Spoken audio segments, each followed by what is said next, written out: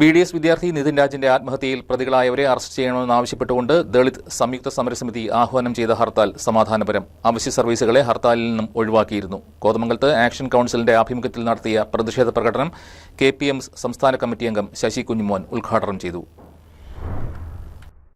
Kannur Anjarakandy dental കോളേജിലെ 1ാം വർഷ BDS വിദ്യാർത്ഥി നിതിൻ രാജിന്റെ ആത്മഹത്യയിൽ പ്രതികളായവരെ 2 ആഴ്ച പിന്നിട്ടിട്ടും അറസ്റ്റ് ചെയ്യാത്തതിൽ പ്രതിഷേധിച്ചാണ് ദളിത് സംയുക്ത സമരസമിതി ഹർത്താലിന് ആഹ്വാനം ചെയ്തത്.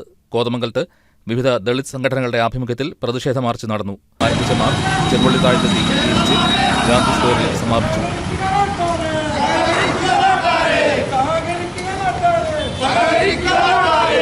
KPM സംസ്ഥാന കമ്മിറ്റി അംഗം ശശി കുഞ്ഞുമോൻ മാർച്ച് ഉദ്ഘാടനം ചെയ്തു. മരണം സംഭവിച്ചിട്ട് ഇന്ന് 18 ദിവസമാകുകയാണ്.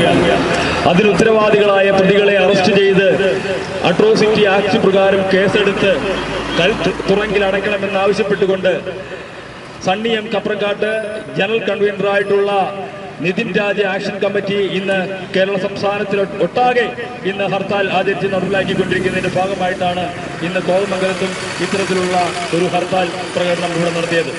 ദളിത് കോൺഗ്രസ് താലൂക്ക് പ്രസിഡന്റ് ലൈജു AP, ദളിത് മഹാസഭ സംസ്ഥാന കമ്മിറ്റി അംഗം KK ഹരികൃഷ്ണൻ തുടങ്ങിയവർ മാർച്ചിന് നേതൃത്വം നൽകി.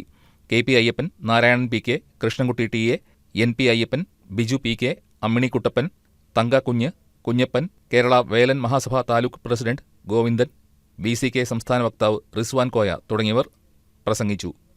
News desk KCV news.